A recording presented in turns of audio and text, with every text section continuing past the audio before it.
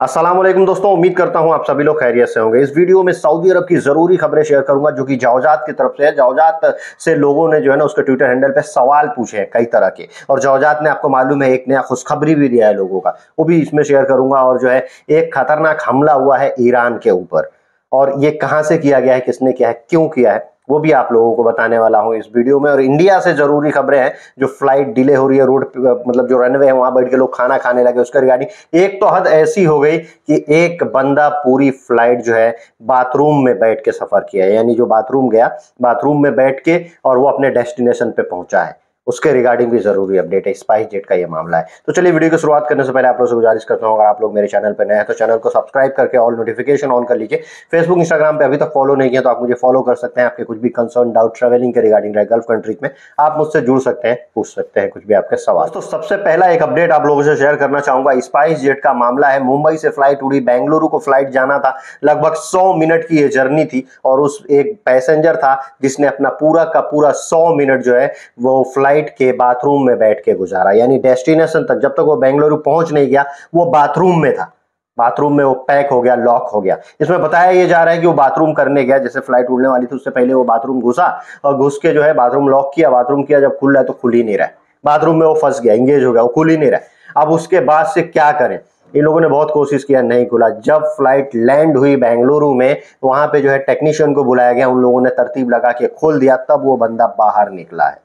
अब इस लापरवाही के चलते या ये टेक्निकल फॉल्ट के चलते जो है माफी मांगना पड़ा है स्पाइस जेट को उस यात्री से, और उसने ये भी कहा है कि आपका जो भी फुल पैसा जो आपने दे के टिकट खरीदा था वो पूरा रिफंड किया जाएगा। तो आप समझ सकते हैं कि कैसी कैसी चीजें होती हैं। फ्लाइट को जंग लग गई है कि उसका टेक्नोलॉजी में जो है जो चीजें होती हैं वो उसको फुलफिल नहीं कर पा रहा है, और टेक्निकली इतना खराब हो जा रहा है कि बाथरूम में जाके अंदर से लॉक करो तो उसी में रह जाओ, और उसी में आप। गनीमत ये है कि इंटरनेशनल फ्लाइट नहीं था, कहीं 4-5 घंटे वाली फ्लाइट होती तो वो बंदा क्या करता, घुट घुट के मर जाता उसमें।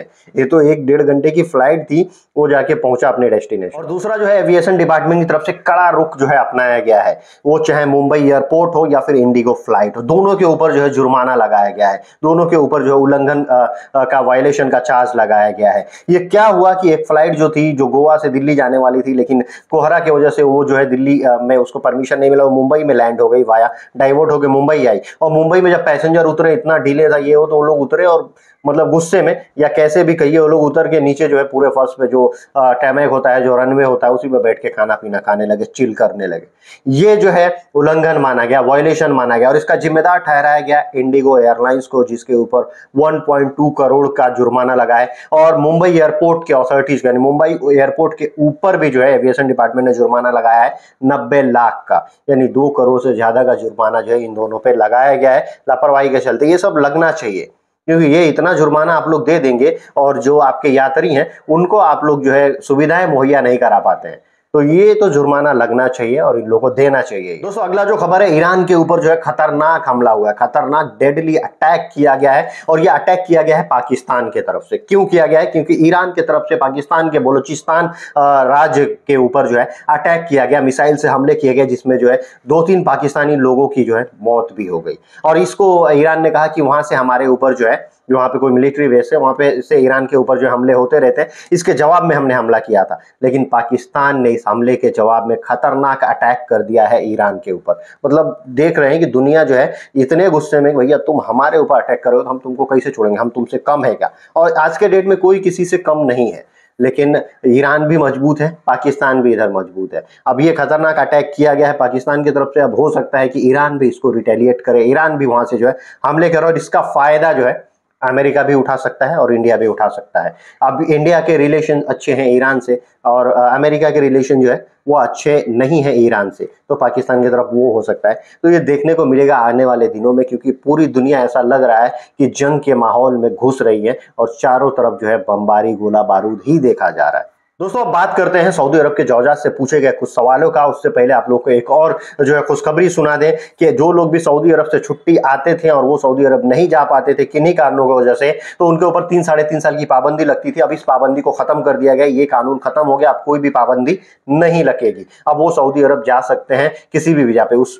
कफिल के पास भी जा सकते हैं या उस स्पॉन्सर भी जा सकते हैं, अगर उनका जो है एग्जिट एंट्री वीजा एक्सपायर हो गया है तो। अब इसी से रिलेटेड जो है जौजात के ट्विटर हैंडल पे लोगों ने सवाल किया था था, सेम मिलता जुलता, कि हम जो है छुट्टी आए हुए हैं, क्या हम जो है हमारा वीजा एक्सपायर हो गया, हम सऊदी अरब जा सकते हैं क्या? जवाजात ने क्लियर जवाब दिया, जैसा कि पहले मैंने बताया कि हाँ, अगर अब आपकी छुट्टी एक्सपायर हो गई है तो अब जो वो 3 साल वाली पाबंदी थी नहीं लगेगी। छुट्टी एक्सपायर होने के बाद आप सऊदी अरब जो है किसी भी कंपनी में आ सकते हैं। और उसके बाद से एक और शख्स ने जवाब दिया, ये सवाल किया था कि मेरा जो है छुट्टी जो है वो एक्सपायर हो गया है, लेकिन मैं सेम जो स्पॉन्सर है, सेम कफिल है, उसके पास जाना चाहता हूँ, जा सकता हूँ क्या? इसमें भी जवाजात ने बताया कि आप सेम कफिल के पास भी जा सकते हैं, कोई इशू नहीं है, दूसरी जगह भी जा सकते हैं। अब जो है वो 3 साढ़े 3 साल वाली पाबंदी परमानेंटली खत्म कर दी गई है। एक ने सवाल पूछा था कि मेरा जो है छुट्टी जो है बढ़ सकता है क्या, मैं अपने देश में हूँ? तो इसमें भी बताया गया कि अफसर के जरिए आपकी छुट्टी जो है बढ़ सकती है। जरूरी यह है कि आपकी पासपोर्ट की वैलिडिटी जो है वो पूरी होनी चाहिए। अगर आपके पासपोर्ट की वैलिडिटी जो है 90 दिन की यहाँ पे बताया जा रहा है, लेकिन इंडिया में अगर आप है तो यहाँ से ट्रैवल करने ही नहीं मिलेगा आपको, अगर 6 महीने से कम की वैलिडिटी है तो उसके हिसाब से आपकी छुट्टी जो है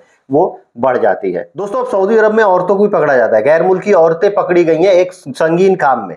एक औरत को पकड़ा गया है जो इथोपिया की नागरिक बताई जा रही है, सऊदी अरब के रियाद में इसको पकड़ा गया है। ये औरत क्या कर रही थी, ये जो नशीले पदार्थ वगैरह होते हैं जिसको कैनाबीज बोलते हैं, इसके पास 5.5 किलो मिला था। मतलब ये नशीले पदार्थ का स्मगलिंग कर रही थी, इथोपिया की नागरिक बताई जा रही है। तो आप देख सकते हैं भैया, एक हमारे इंडियन है, कम से कम इंडियन, पाकिस्तानी, बांग्लादेशी औरतें जो है वो कम से कम अभी तक तो इन सब चीज़ों में नहीं है। वो लोग वहाँ अपनी फैमिली के लिए जाते हैं, फैमिली के पास रहते हैं, वापस आ जाते हैं, इन सब चीज़ों में इन्वॉल्व नहीं पाया जाता। दोस्तों, सऊदी अरब के मदीना रीजन में 4 यमनी लोग एक दुकान में जो है खुद में मार पिटाई कर ले। किसी बात को लेकर डिस्प्यूट हुआ और इतनी आगे बढ़ गई बात कि चारों लोग आपस में उलझ गए और मार पिटाई करने लगे। बाद में इनको जो है पुलिस वालों ने अरेस्ट कर लिया। दोस्तों, आज की वीडियो करता हूँ यहीं समाप्त। उम्मीद करता हूँ वीडियो अच्छी लगी होगी, और अगर अच्छी और इन्फॉर्मेटिव लगी है तो जरूर दोस्तों में शेयर कीजिएगा। Thank you guys, thank you for watching.